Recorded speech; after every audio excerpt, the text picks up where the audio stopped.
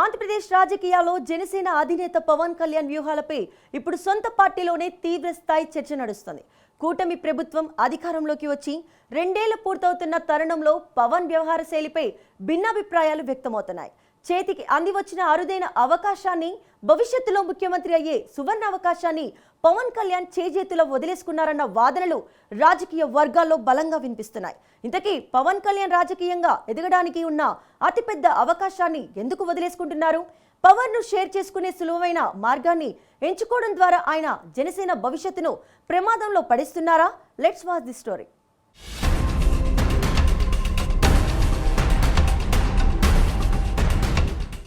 Janasena party అధినేత పవన్ కళ్యాణ్ కు దీర్ఘకాలిక రాజకీయ వ్యూహం లోపించిందన్న విమర్శలు ఇప్పుడు సొంత పార్టీ నేతల నుంచే బహిరంగంగా వ్యక్తమవుతున్నాయి.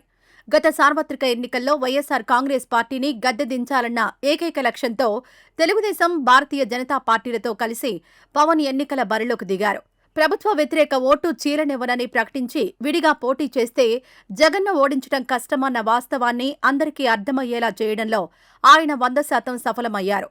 అనుకున్నట్లుగానే పొత్తులో భాగంగా కేవలం 21 అసెంబ్లీ, 2 పార్లమెంట్ స్థానాలకే జనసేన పరిమితమైంది. ఎక్కువ స్థానాల్లో పోటీ చేసి ఓడిపోవడం కన్నా పోటీ చేసిన అన్నింటా గెలవడమే ముఖ్యమని నాడు పవన్ కళ్యాణ్ నమ్మి అదే విషయాన్ని పార్టీ శ్రేణులకు ఒప్పించగలిగారు. అప్పట్లో 100% స్ట్రైక్ రేట్ సాధించి తన వ్యూహం అత్యంత విజయవంతమైందని ఆయన నిరూపించుకున్నారు. ఇక్కడి వరకు పవన్ వేసిన అడుగులు ఖచ్చితంగా సబబేనని, అందులో ఎలాంటి తప్పు లేదని రాజకీయ విశ్లేషకులు సైతం అంగీకరిస్తున్నారు.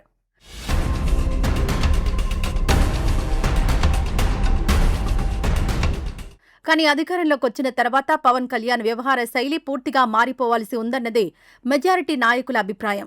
పార్టీకి ఒక స్పష్టమైన పకడ్బందీ వ్యూహం ఉంటే కూటమి అధికారంలోకి వచ్చిన 5 ఏళ్ల వ్యవధిలోనే ఆయన కాళ్ల దగ్గరకు నేరుగా ముఖ్యమంత్రి పదవి వచ్చి ఉండేదన్న బలమైన అభిప్రాయం జనసేన శ్రేణుల్లో వ్యక్తమవుతోంది.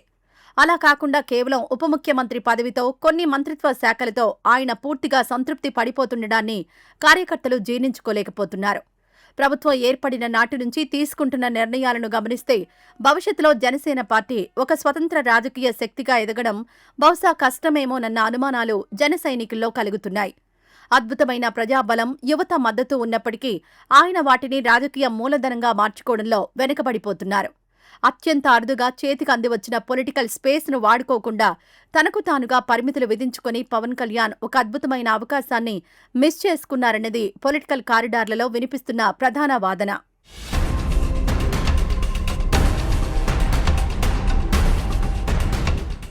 ప్రభుత్వంలో అంతర్భాగంగా ఉన్నప్పటికీ ఆయన తన వాయిస్ను ప్రజల పక్షాన బలంగా వినిపించాల్సి ఉందన్న అభిప్రాయం వ్యక్తమవుతోంది.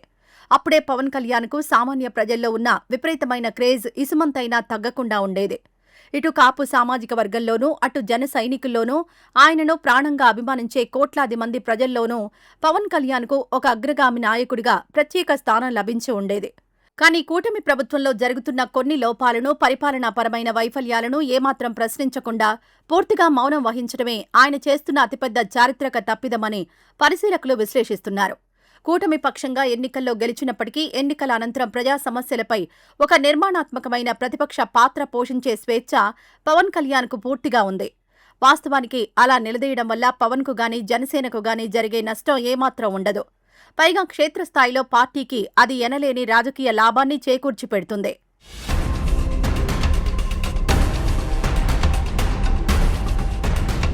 పవన్ కళ్యాణ్ వ్యవహార శైలిలో మరో ప్రధాన లోపం కేవలం ఒకే వ్యక్తిని లక్ష్యంగా చేసుకుని విమర్శలు చేయడం. అధికారంలో లేనప్పుడు, ఇప్పుడు అధికారంలో ఉన్నప్పుడు కూడా నిరంతరం కేవలం వైఎస్ జగన్మోహన్ రెడ్డిని మాత్రమే లక్ష్యంగా చేసుకుని పవన్ కళ్యాణ్ రాజకీయ విమర్శలు చేస్తున్నారు.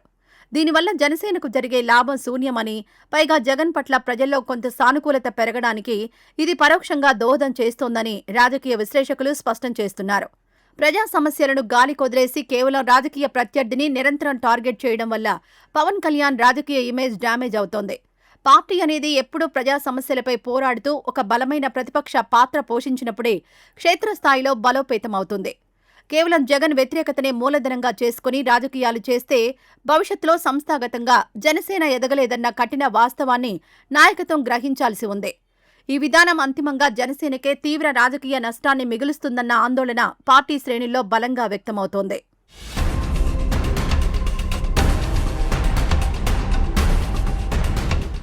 కూటమి ప్రభుత్వం అధికారంలోకి వచ్చి 2 ఏళ్లు గడిచిన తర్వాత రాష్ట్రంలో రాజకీయ సమీకరణాలు వేగంగా మారుతున్నాయి.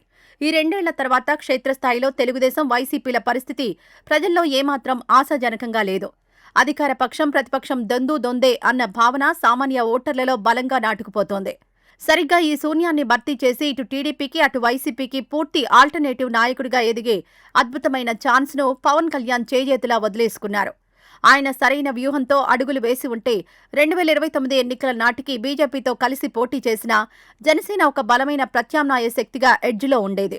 ప్రజల పక్షాన నిలబడి పోరాడే కష్టమైన మార్గాన్ని ఎంచుకోవడానికి బదులుగా సుఖంగా అధికారాన్ని పంచుకునే సులభమైన మార్గాన్ని ఎంచుకోవడంతోనే జనసేనకు నేడు ఈ దుస్థితి ఏర్పడిందన్న భావన రాజకీయ వర్గాల్లో నెలకొంది. ఇప్పటికైనా పవన్ కళ్యాణ్ తన వ్యూహాన్ని మార్చుకోకపోతే దశాబ్ద కాలంగా కష్టపడి నిర్మించుకున్న పార్టీ భవిష్యత్తు ప్రశ్నార్థకంగా మారుతుందనే ఆందోళన కనిపిస్తోంది. మరి ముందు ఏం జరుగుతుందో వేచి చూడాలి.